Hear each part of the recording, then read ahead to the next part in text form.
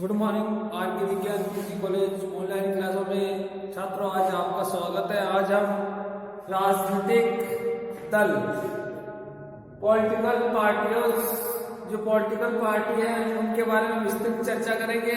इससे पहले हमने जो राजनीति विज्ञान का जो मूल आधार है, उसके व्यवहारवाद, उत्तर व्यवहारवाद और अन्य लोकतंत्र, अराजकतावाद, इनके बारे में विस्तृत चर्चा हमने की।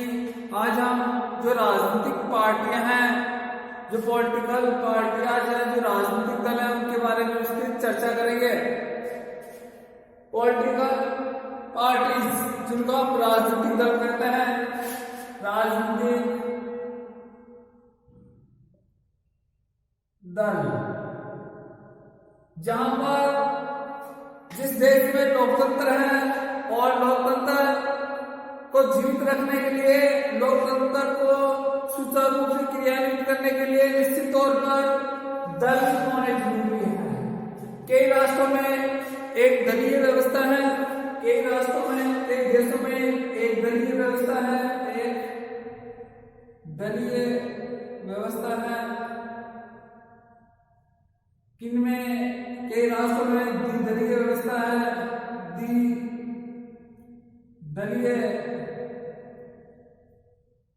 व्यवस्था है। कईयों में बहुदलीय व्यवस्था है।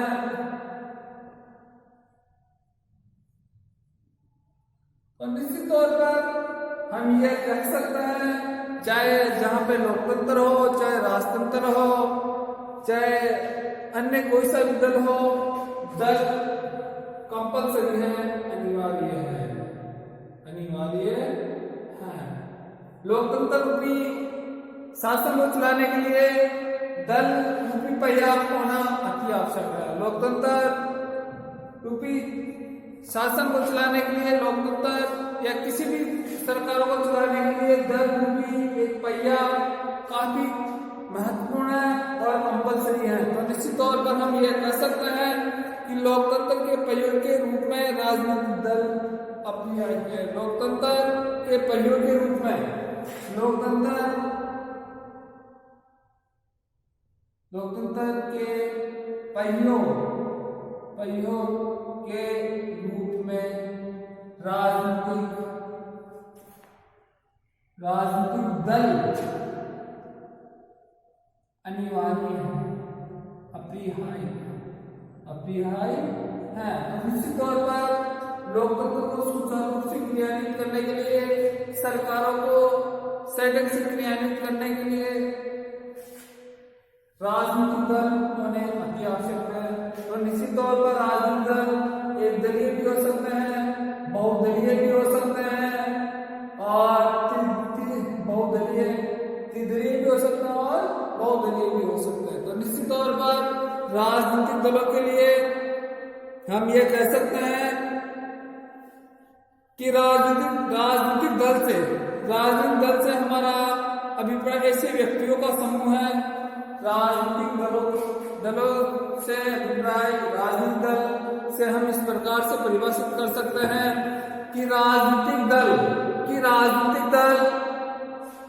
से हमारा अभिप्राय ऐसे व्यक्तियों के समूह से है जो कुछ समस्या के रूप में और उनके समाधान के संबंध में एकमत हो। कहने का मतलब, जो भी राजनीतिक दल होते हैं उनकी विचारधाराएं एक होनी चाहिए, और जब विचारधाराएं एक हैं तो जो राजनीतिक दलों के जो व्यक्ति हैं, उन व्यक्तियों के सभी व्यक्तियों का विचार एक हो, और जो राजनीतिक एजेंडे होते हैं, राजनीतिक जो समूह, जो राजनीतिक दल होते हैं, उनकी जो कार्य प्रणाली होती है, उन कार्य प्रणाली से सब सहमत हो, उसे ही हम राजनीतिक दल कहते हैं। तो निश्चित तौर पर जिन्होंने सामान्य उद्देश्य की प्राप्ति के लिए मिलकर वैध ढंग से उनकी विचारधारा एक हो और सभी सहमत हो, और वैधानिक तरीके से, कानूनी तरीके से देश की शासन व्यवस्था को क्रियान्वित करने के लिए जनता उनको चुनेगी, और जनता उनको चुनकर सरकार में उनकी भागीदारी सुनिश्चित करेगी। तो निश्चित तौर पर राजनीतिक दल वह दल है जो व्यक्तियों के समूह है, जो कुछ व्यक्तियों के रूप में और उसके समाधान के संबंध में एक मत हो, जिन्होंने सामान्य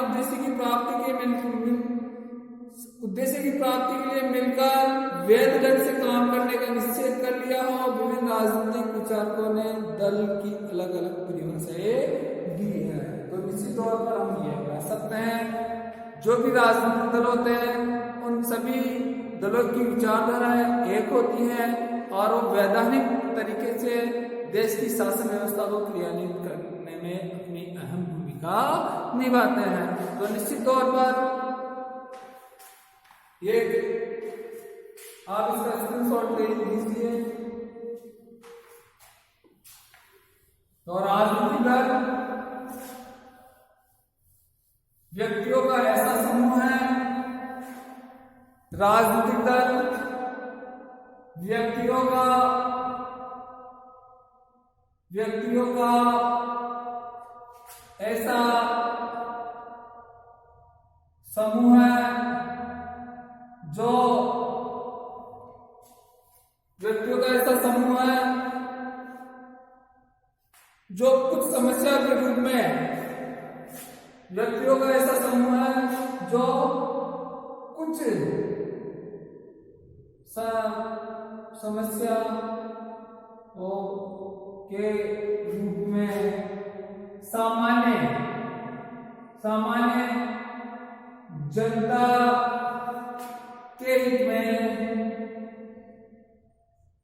व्यक्तियों का ऐसा समूह जो कुछ समस्याओं के रूप में सामान्य जनता के हित में एक मत होकर वैधानिक ढंग से यानी कानूनी तरीके से वैधानिक एक मत होकर वैधानिक यानी कानूनी होकर समस्या का समाधान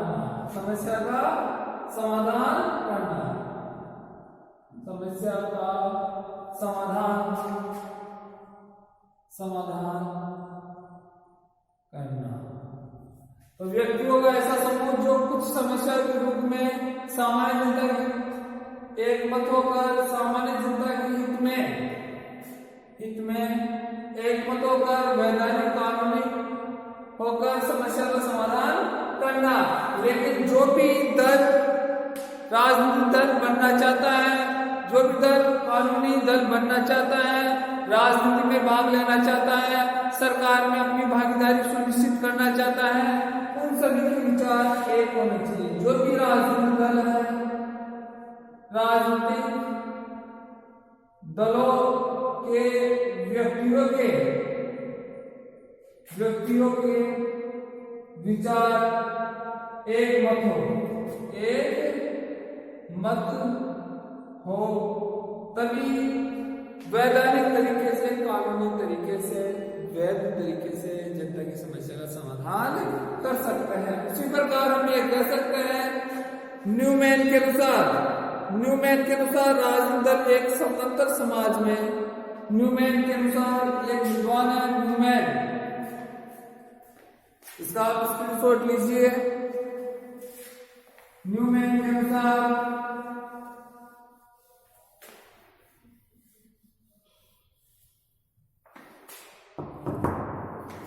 परिभाषा देखें न्यूमैन के अनुसार, न्यूमैन के अनुसार राजनीतिक दल एक स्वतंत्र समाज में, राजनीतिक दल एक स्वतंत्र समाज में नागरिकों के उस व्यवस्थित समुदाय को कहता है। राजनीतिक दल एक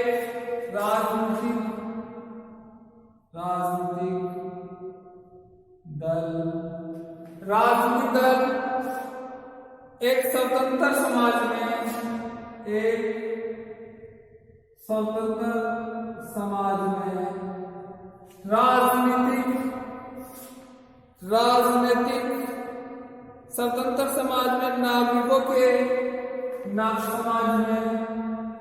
नागरिकों के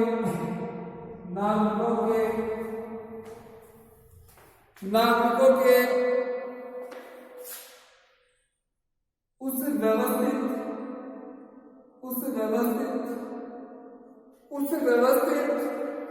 समुदाय को कहते हैं,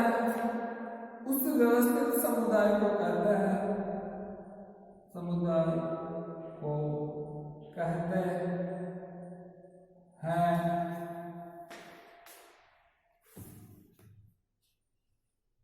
जो शासन तंत्र को नियंत्रित करना चाहता है, जो शासन तंत्र को नियंत्रित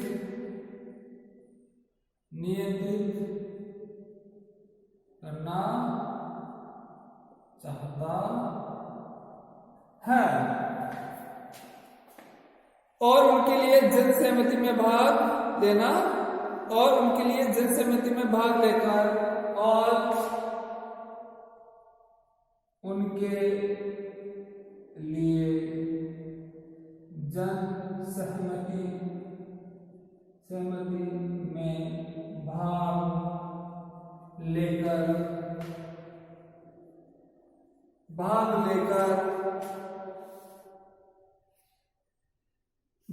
लेकर अपने कुछ सदस्यों को सरकार के पद पर भेजने का प्रयास करता है। भाग लेकर अपने कुछ सदस्यों को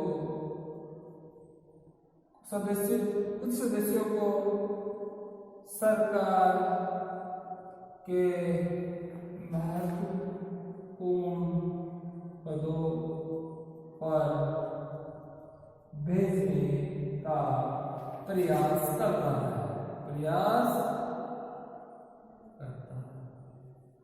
हाँ, तो कहने का अभिप्राय यही है कि न्यूमैन के अनुसार राजनीतिक दल एक स्वतंत्र समाज में नागरिकों के उस व्यवस्थित समुदाय को कहते हैं जो शासन तंत्र को नियंत्रित करना चाहता है और उनके लिए जनसहमति में भाग लेकर अपने कुछ सदस्यों को सरकार के महत्वपूर्ण पदों पर भेजने का प्रयास करता है। ये न्यूमैन महोदय ने बोला है। उसी प्रकार लिकोक महोदय ने भी यही कहा है कि राजनीतिक दल वह दल होते हैं जो व्यक्तियों के हितों को ध्यान में रखते हुए व्यक्तियों को अधिक से अधिक लाभ पहुंचाने के लिए सरकार में अपनी भागीदारी सुनिश्चित करते हैं और जनता को अधिक से अधिक सुविधा उपलब्ध भी करवाते हैं। निश्चित तौर पर जो राजनीतिक दल होते हैं, राजनीतिक दलों का मेन मकसद यही होता है ये सत्ता प्राप्त है, लेकिन सत्ता तो प्राप्त कर लेते हैं, लेकिन सत्ता प्राप्त करने के साथ साथ जनता के लिए लोक कल्याणकारी कार्य करना भी उनका अहम कर्तव्य, अहम अधिकार हो जाता है, उनकी अहम जिम्मेदारी हो जाती है। तो अलग अलग विद्वानों ने राजनीतिक दलों की अलग अलग परिभाषाएं दी है। इसी प्रकार गिलक्रिस्ट महोदय ने भी राजनीतिक दल नागरिकों के उस संगठन समुदाय को कहते हैं जिनके सदस्य समान राजनीतिक विचार रखते हैं और जो एक राजनीतिक इकाई के रूप में कार्य करते हैं, शासन को अपने हाथों में रखने की चेष्टा करते हैं। कहने का अभिप्राय यही है कि जो भी राजनीतिक दल अपना संगठन बनाते हैं, संगठन बनाने के लिए उनके लिए आवश्यक शर्तें यही होती है कि उनकी सभी शर्तें, उनके जो भी सदस्य होते हैं वो सदस्य के विचार एकमत हो, और जब विचार एकमत होंगे तो निश्चित तौर पर वो जनता के लिए एक ऐसी वैधानिक तरीके से कानूनी प्रक्रिया के माध्यम से जनता को एक ऐसी सरकार देना चाहेंगे जिसके माध्यम से वो अधिक से अधिक लाभ कर सके, सब एक के लिए और एक सबके लिए। इसका ही मूल मंत्र यही है कि राजनीतिक दल सब एक के लिए और एक सबके लिए। तो निश्चित तौर पर राजनीतिक दल का मूल मंत्र यही है, एक सब एक के लिए और एक सबके लिए। आप न्यूमैन के अनुसार इसकी राजनीतिक दल की जो परिभाषाएं हैं वो देखे, इसका स्क्रीनशॉट ले सकते हो। उसके बाद में हम ये कहेंगे कि राजनीतिक दल के जो संगठन होते हैं राजनीतिक दलों की जो समुदाय होते हैं उनकी क्या विशेषताएं हैं, राजनीतिक दलों की विशेषताएं या राजनीतिक दलों के तत्व। तो राजनीतिक दलों के तत्व को क्या विशेषताएं, या तो राजनीतिक दलों की विशेषताएं, राजनीतिक दलों की विशेषताएं या तत्व। तो छात्रों, राजनीतिक दलों की विशेषताओं में सबसे पहला दल है, पहली विशेषता यही है कि संगठन होना चाहिए। सबसे पहली विशेषता यही है कि संगठन हो। जब तक संगठन नहीं होगा, जब तक व्यक्तियों के समूह के सब व्यक्तियों के विचार एक मत नहीं होंगे, तब तक संगठन नहीं बन सकता है। तो निश्चित तौर पर दल को मजबूत एवं स्थायी बनाने के लिए उसमें संगठन का होना अत्यंत आवश्यक है। संगठन से तात्पर्य दल के कुछ अपने लिखित एवं अलिखित नियम कार्यालय पदाधिकारी आदि होने चाहिए। ये दल के सदस्य अनुशासित रखते हैं और संगठन के अभाव में दलीय अनुयायी एक बिखरी भीड़ मात्र ही होते हैं।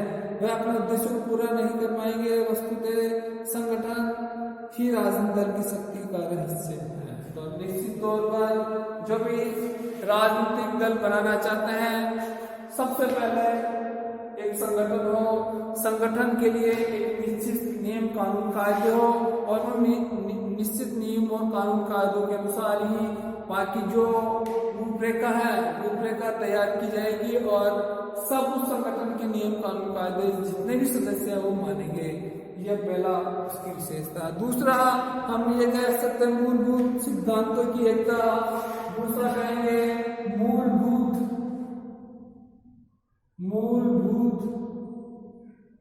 सिद्धांतों की एकता। मूलभूत सिद्धांतों की एकता।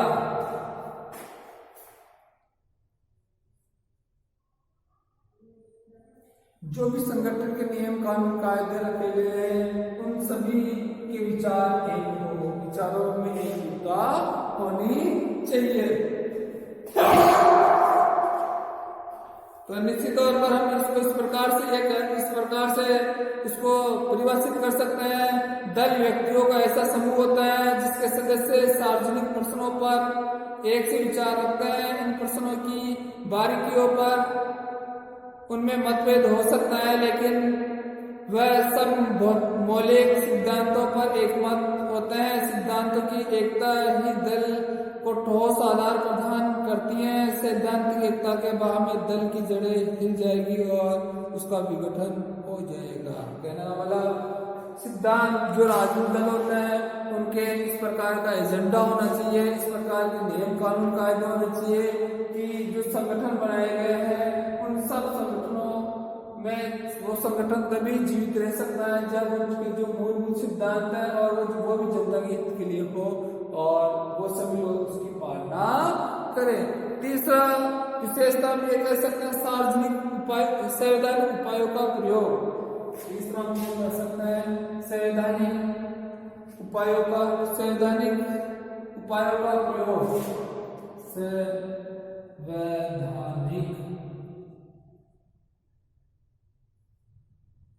उपायों का प्रयोग। निश्चित तौर पर जो भी राजनीतिक दल क्रियान्वित हुआ है, जो भी राजनीतिक दल बना है, उसके संविधान के जो नियम कानून कायदे हैं उसकी पालना करना अति आवश्यक होता है। संविधान के नियमों के अनुसार उसको क्रियान्वित होना पड़ता है।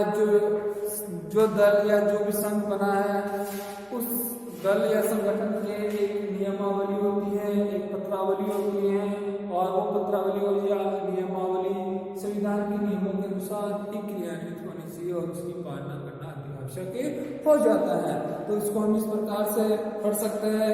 राजनीतिक दलों को अपने लक्ष्य या सत्ता प्राप्ति के लिए सदा संवैधानिक उपायों का सहारा लेना चाहिए। जो संवैधानिक उपायों का अनुसरण करता है अथवा हिंसात्मक साधनों का अपनाता है उन्हें राजनीतिक दल नहीं कहा जा सकता है। तो निश्चित तौर पर राजनीतिक दल उसे कहा जाता है जो संविधान के नियम और कानून कायदों और संविधान की जो नियमावली है, पत्रावली है, उसकी पालना करते हैं और जो हिंसात्मक साधनों का प्रयोग करते हैं उसे राजनीतिक दल नहीं करते हैं। तो निश्चित तौर पर संविधान के कानून कायदों, संविधान के जो नियम रखे गए हैं, देश का संविधान, उसकी पालना करना अति आवश्यक हो जाता है।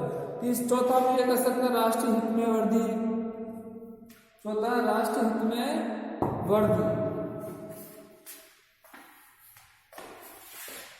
राष्ट्रीय हित में वर्दी, राष्ट्रीय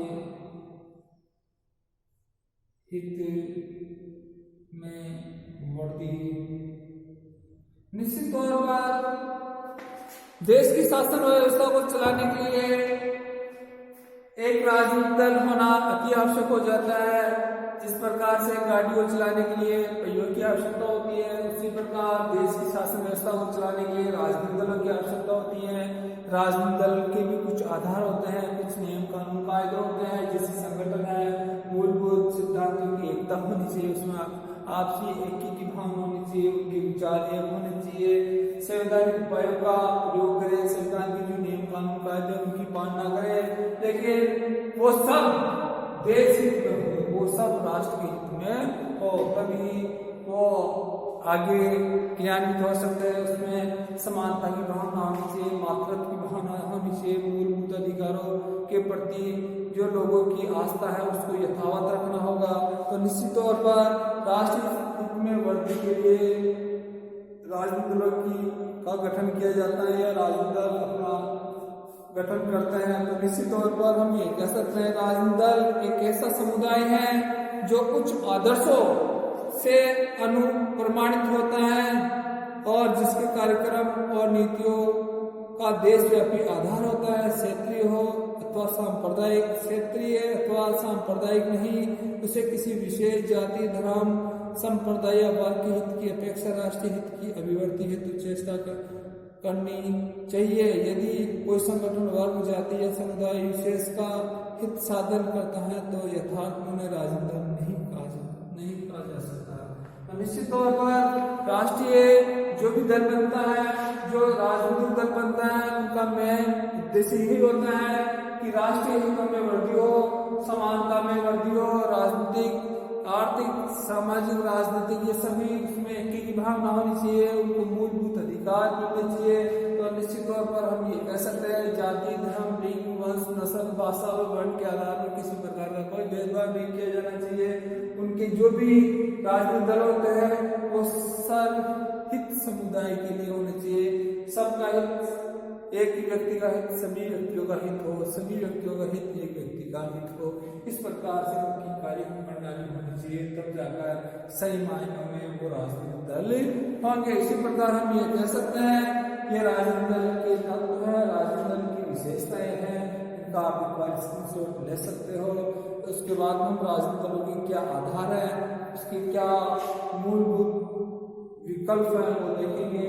तो राजनीतिक दल की विशेषता ये तत्व यही है, संगठन होना चाहिए, एक समूह में होना चाहिए, उनके एक विचार होना चाहिए, उनकी सभी विचार जो एजेंडा हो एक रूप में सबके लिए समान हो, मूलभूत सिद्धांतों में एकता हो, संवैधानिक उपायों का प्रयोग हो, राष्ट्रीय हित में वर्ती हो। अब आगे उसके जो राजनीतिक दलों के आधार, इसका पहला आप स्क्रीनशॉट ले सकते हो। उसके बाद हम राजनीतिक दलों की उत्पत्ति के निम्नलिखित कारण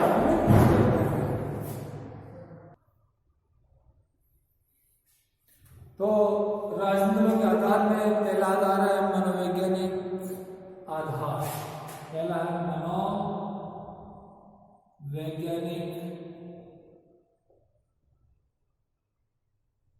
आधार। तो प्यारे बच्चों, आप सबको विदित होना चाहिए किसी भी दल का गठन करने के लिए अपने अपने विचारधारा है, अपना अपना एजेंडा होता है, अपनी अपनी रूपरेखाएं तैयार करते हैं। कोई उसमें लोकतंत्रात्मक को बल देते हैं, कोई उसमें समाजवाद को बल देते हैं, कोई साम्यवाद को बल देते हैं, कोई मार्क्सवादी विचारधारा को सम्मिलित करते हैं। तो कहना मतलब जितने उसी प्रकार उसकी विचारधारा है जिस प्रकार से लोगों को किस प्रकार का उनको परिवेश चाहिए, उन परिवेशों के माध्यम से लोग अपना आधार प्रस्तुत करते हैं। कोई पुराने रीति रिवाज, पुरानी परंपराओं को राजनीतिक दलों का आधार बनाना चाहता है, तो कई लोग नए लेटेस्ट राजनीतिक जो वर्तमान में जो विचार है उनको अपना आधार बनाना चाहते हैं। जैसे कांग्रेस पार्टी है, एक समाजवादी पार्टी है, सबको साथ लेकर चलने वाली नीति है।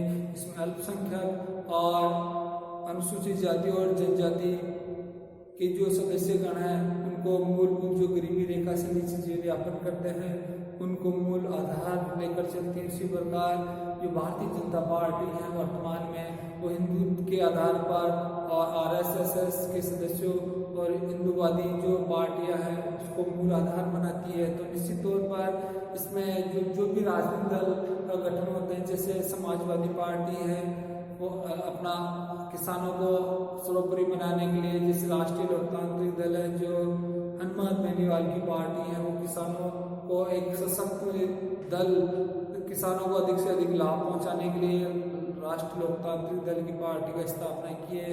उसी प्रकार बहुजन समाजवादी पार्टी है, SC ST और OBC वालों को सशक्त और मजबूत बनाने को अपना मूलभूत आधार बनाया है। तो निश्चित तौर पर अलग अलग दलों ने अपने अपने एजेंडों को, अपने अपने पुरानी विचारधारा को, पुराने ख्यालों को अपना आधार बनाया है। कई पार्टियां नए नए लेटेस्ट विचारों को अपना आधार बनाया है। तो निश्चित तौर पर इसमें नए और पुराने विचारों का समावेश होता है। तो वो दल आगे वास्तव उनके विचारों की, उनकी जो सबकी एक सहमति हो तो एक नया आधार बन जाता है। इसी प्रकार परिवेश का प्रभाव, परिवेश का प्रभाव, परिवेश निश्चित तौर पर हम ये जानते हैं कि जो भी राजनीतिक दल का गठन होता है वहाँ के वातावरण का उस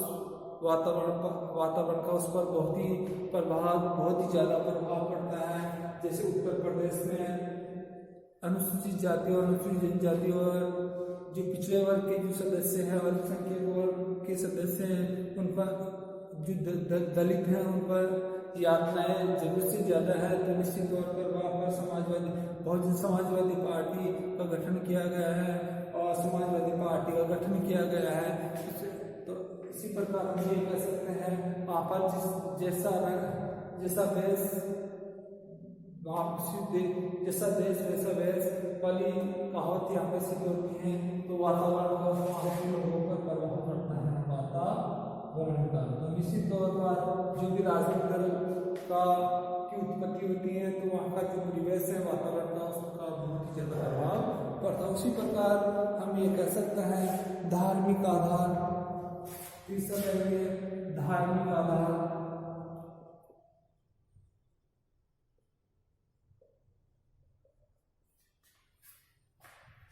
जैसे बजरंग दल, मुस्लिम लीग पार्टी जैसे बजरंग दल हिंदू के आधार पर अपनी पार्टी को सर्वोपरि बनाना चाहता है, अपने दलों को सर्वोपरि बनाना चाहता है। मुस्लिम लीग अपने आप को, मुस्लिमों को, अल्पसंख्यकों को अधिक से अधिक फायदा पहुंचाने के लिए अपने दल का वर्चस्व चाहता है। इसी प्रकार बहुत से दल होते हैं और जैसे भारत में एक पंथ निरपेक्षता, एक धर्म निरपेक्षता वाली पार्टी है। तो भारत में जितने भी राजनीतिक दल होते हैं उनका मेन ध्येय यही होता है कि यहाँ पर सभी जाति, धर्म, लिंग, नस्ल, भाषा के आधार पर सबको समान रूप से अधिकार मिले और सबको अधिक से अधिक लाभ पहुँचे। उसी आधार पर यहाँ पर धार्मिकता का समावेश किया गया है। जैसे पाकिस्तान में अलग एक वहाँ पर एक अपनी ही पार्टियाँ होती हैं, वहाँ पर मुस्लिमों को सर्वोपरि बनाया जाता है। तो निश्चित तौर पर धार्मिकरण भी दलों का निर्माण करने में अहम भागीदारी होते हैं। राजनीतिक दलों को राष्ट्रीय महत्व तभी प्राप्त हो सकते हैं जब उनके पास आर्थिक कार्यक्रम और शिक्षित जनता में आर्थिक नीतियों का व्यापक प्रभाव पड़ता है। एक सामान्य आर्थिक कार्यक्रम द्वारा राजनीतिक दल समाज के विभिन्न वर्गों में सामंजस्य उत्पन्न करने की चेष्टा करते हैं। फिर उसके बाद में नेतृत्व की भावना, उसके बाद में आर्थिक का आधार, आर्थिक आधार जो भी राजनीतिक दल का गठन करते हैं उसका आधार पक्ष बहुत मजबूत होगा। जो भी दल, जो भी व्यक्ति या जो भी सदस्य एक दल का गठन करते हैं, जब तक उनकी आर्थिक आमदनी और उनके जो कार्यक्रम और उनके जो एजेंडे सुदृढ़ नहीं होंगे, उनके पास आर्थिक इकोनॉमी नहीं हो पाएगी, तब तक वो एक अच्छा राजनीतिक दल, एक ऐसा सशक्त, एक मजबूत दल नहीं बन पाएगा। तो निश्चित तौर पर आर्थिक मजबूती होनी अति आवश्यक होती है राजनीतिक दलों के गठन के लिए। उसी प्रकार हम ये कह सकते हैं नेतृत्व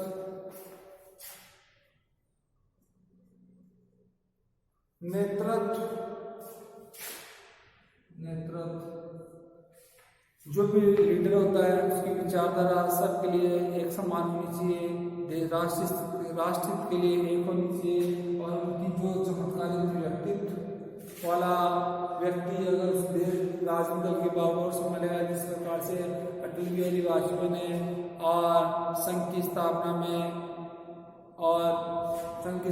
में आचार्य नरेंद्र देव ने, और इसी प्रकार इसकी जो सदस्यगण थे भारतीय जनता पार्टी के, वो सशक्त हुए और आज ये संपूर्ण राष्ट्रीय पार्टी बन गई है। उसी प्रकार कांग्रेस पार्टी सबसे पुराना दल था, लेकिन आज ये टुकड़ों में विभक्त हो गई है। तो निश्चित तौर पर नेतृत्व का बहुत ही जो नायक होता है, लीडर होता है, कैप्टन होता है, उसकी अहम भागीदारी होती है राजनीतिक दलों का गठन करने के लिए।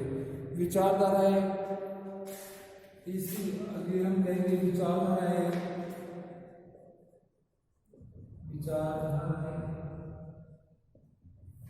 कई राजनीतिक दलों की विचारधाराएं मार्क्सवादी होती हैं, जैसे पूंजीवादी विचारधारा, कई की होती है सर्वहारावादी विचारधाराएं, किसी की उदारवादी विचारधाराएं होती हैं, किसी की समाजवादी विचारधारा होती है। तो निश्चित तौर पर जब ऐसी विचारधाराएं होगी, जैसे समाजवादी विचारधारा होगी, तो समाज में सब लोगों को समान रूप से भागीदारी उसमें करने का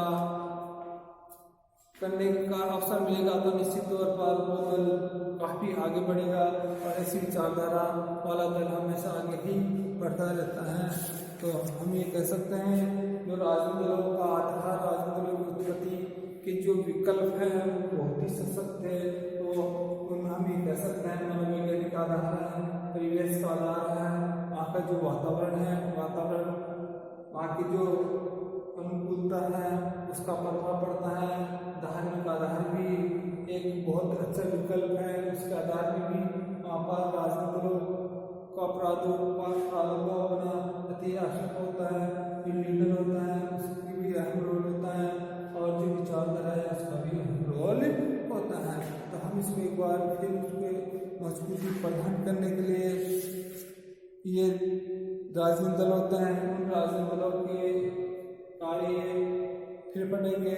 तो राजनीतिक दलों की उत्पत्ति, उसकी विशेषता है जो थे वो हमने पहले पढ़ा।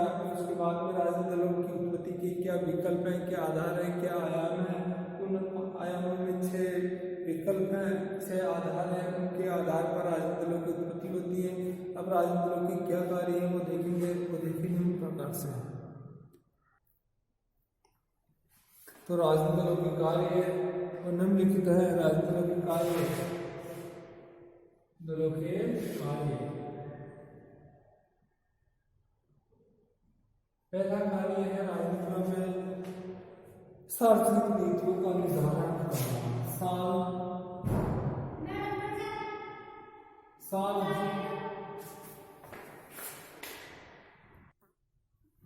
प्यारे बच्चों, राजनीतिक दलों के कार्यों में पहला कार्य है सार्वजनिक नीतियों के का निर्धारण करना। सार्वजनिक नीतियों का निर्धारण करना। निश्चित तौर पर जो भी राजनीतिक दल होते हैं उनका मेन मकसद यही होता है सार्वजनिक नीतियां हैं, सरकारी जो नीतियां हैं, समाज के लिए जो नीतियां बनाई जाए उनका इस प्रकार से निर्धारण करें कि जनता को अधिक से अधिक उसको फायदा मिल सके। तो निश्चित तौर पर पहला कार्य यही है सार्वजनिक नीतियों का निर्धारण करना। इसको हम इस प्रकार से पढ़ सकते हैं, राजनीतिक दल जनता का समर्थन प्राप्त करने के लिए अपनी नीति और योजनाओं का जोरदार प्रचार करता है। जो भी राजनीतिक दल होते हैं अपनी नीतियाँ या फिर जो भी एजेंडा होता है उन एजेंडों को इस प्रकार से प्रसारित करते हैं कि जिसके माध्यम से जनता उन एजेंडों और जो उनकी नीतियाँ हैं उन नीतियों से परिचित हो, और जैसे ही परिचित होंगी तो उस राजनीतिक दल को काफ़ी लोकप्रियता मिल जाती है। तो जब लोकप्रियता मिलेगी तो निश्चित तौर पर उसको सरकार बनाने में अहम उनकी भागीदारी होगी। तो जब अहम भागीदारी होगी तो आगे चलकर उनकी जो एजेंडा है, कार्यक्रम है, और उस कार्यक्रमों के तहत देश हित के लिए, राष्ट्र हित के लिए अच्छी कानून कायदे, अच्छी नियमावली का निर्धारण कर जनता के लिए लोक कल्याणकारी कार्य निर्धारित करें। उसके बाद में हम ये कह सकते हैं शासन का संचालन करना। शासन का संचालन, दूसरी है शासन का संचालन।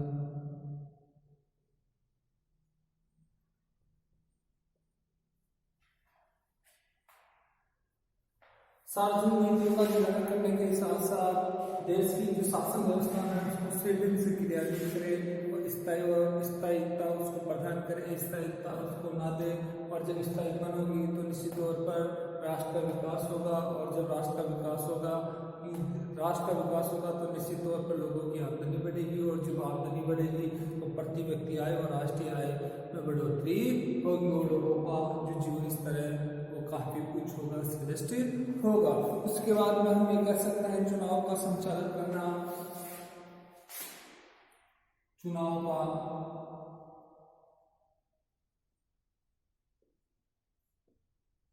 संचालन करना, जो भी राजनीतिक दल होते हैं उनका मेन मकसद यही होता है कि वो चुनाव में अपनी सार्थकता किस प्रकार से प्रकट करते हैं, चुनाव में अपनी सार्थकता किस प्रकार से प्रकट करते हैं, और जनता को किस प्रकार से अपनी ओर आकर्षित करते हैं, और जो सार्वजनिक जो निकाय होते हैं, जो सार्वजनिक जो एजेंडे होते हैं, जो कार्यक्रम होते हैं, उन कार्यक्रमों को जनता के सामने किस प्रकार से पेश करते हैं, जिसके माध्यम से जनता को उनके जो कार्यक्रम होते हैं, जो एजेंडे होते हैं, उन एजेंडों में प्रचारों के माध्यम से जनता को किस प्रकार से जो राजनीतिक शिक्षा मिलनी चाहिए वो कितनी मिल पाती है, और राजनीतिक शिक्षा जब मिलेगी तो निश्चित तौर पर लोगों का जीवन स्तर उच्च होगा, श्रेष्ठ होगा। उसी प्रकार हम ये कह सकते हैं कि लोकमत का निर्माण, अगला कार्य है लोकमत का निर्माण करना। निश्चित तौर पर जो मतदाता होता है, और जब मतदाता होता है तो मतदाताओं के आधार पर जनता की जो सहमति होती है, जब जनता की सहमति होगी, जब जनता की सहमति अगर जिस दल को मिल जाती है, जनता की भागीदारी अगर जिस दल को मिल जाती है तो निश्चित तौर पर उसकी सरकार बनना सुनिश्चित हो जाता है। तो हम इसको निम्न प्रकार से पढ़ सकते हैं, शासित व्यक्तियों की सहमति से सत्ता को प्राधिकार अधिकार अर्जित करना है। यदि शासन की नीतियों पर लोकमत प्राप्त करना है तो राजनीतिक दल अपरिहार्य है। उनकी अनुपस्थिति में जन समुदाय एक दिशाहीन भीड़ के अतिरिक्त और कुछ ना होगा। लॉर्ड ब्राइस के शब्दों में कहा गया है कि लोकमत को प्रशिक्षित करने, उसके निर्माण और अभिव्यक्ति में राजनीतिक दलों द्वारा अत्यधिक महत्वपूर्ण कार्य किया जाता है। तो कहने का अभिप्राय यही है कि जनता को राजनीतिक शिक्षा दी जाए, और जब राजनीतिक शिक्षा दी जाएगी तो लोगों को लोकमत का निर्माण करने में अहम भागीदारी होती है। उसके बाद में हम ये कह सकते हैं शासन तथा जनता के बीच मध्यस्थता का कार्य। शासन और जनता, शासन और जनता के बीच मध्यस्थता का कार्य, यानी कड़ी का कार्य, कड़ी का कार्य। कहने का अभिप्राय यही है मध्यस्थ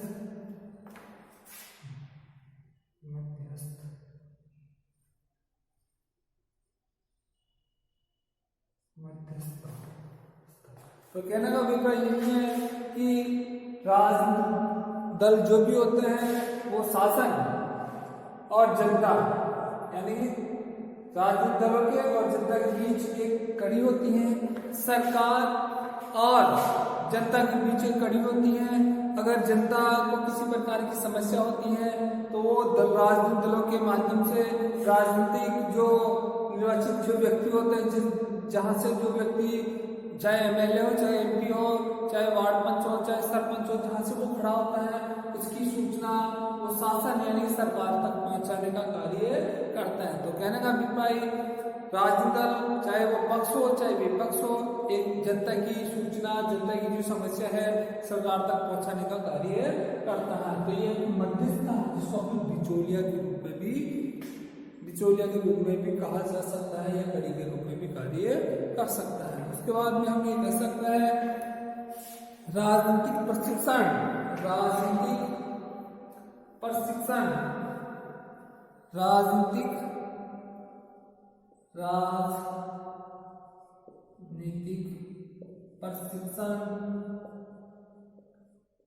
करना।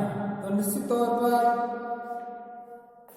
जब चुनावों के समय जिस देश में द्विदलीय व्यवस्था है और बहुदलीय व्यवस्था है तो आरोप प्रत्यारोप लगाते हैं एक दल दूसरे दल पर और लोगों को राजनीतिक शिक्षा मिलती है। तो उनको एक ऐसा प्लेटफॉर्म मिल जाता है, उनको एक इस प्रकार का मंच मिल जाता है कि दलों की जो भी दल बनते हैं उनकी अलग अलग विचारधारा हो, उनके क्या कार्य हैं, उनके क्या उद्देश्य हैं, उनका पक्ष और विपक्ष के माध्यम से उन लोगों को राजनीतिक शिक्षा मिल जाती है और धीरे धीरे वो प्रशिक्षण का धारण कर लेते हैं। तो इसको हम निम्न प्रकार से कह सकते हैं राजनीतिक दलों के प्रचार से नागरिकों को राजनीतिक शिक्षा मिलती है, उन्हें समस्याओं के विभिन्न पहलुओं का पता लगता है। इस प्रकार से नागरिकों में राजनीतिक चेतना जागृत होती है। सामाजिक और सांस्कृतिक कार्य वो देखिए सामाजिक व सांस्कृतिक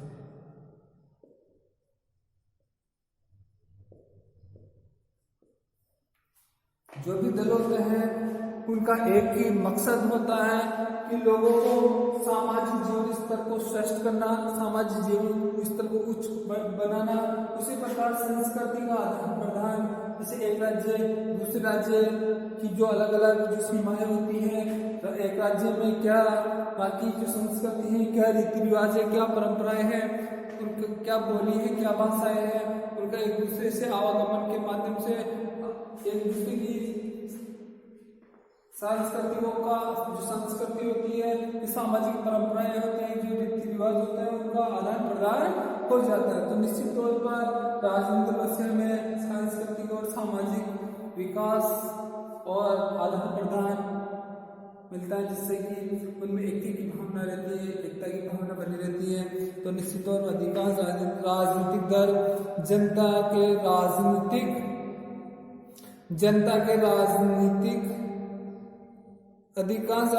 जनता के सामाजिक और सांस्कृतिक जीवन को उन्नत करने का कार्य करते हैं। स्वाधीनता आंदोलन के युग में कांग्रेस ने हरिजन कल्याण तथा स्त्री के उद्धार संबंधी बहुत कार्य किए हैं। उसी प्रकार दलीय कार्य प्रत्येक राजनीतिक दल कतिपय दल संबंधी कार्य करता है। मतदाताओं को दल का सदस्य बनाना, सार्वजनिक सभाओं का आयोजन करना, दल के लिए चंदा इकट्ठा करना आदि। तो दलीय कार्य आता है।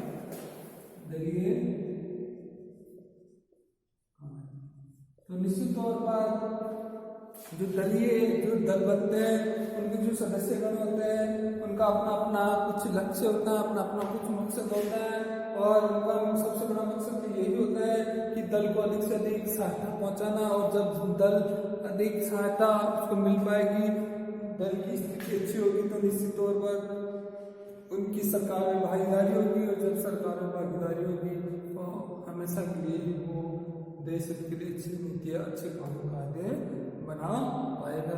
जैन जवाहर क्लासिक क्लास यहाँ पे समाप्त होती है।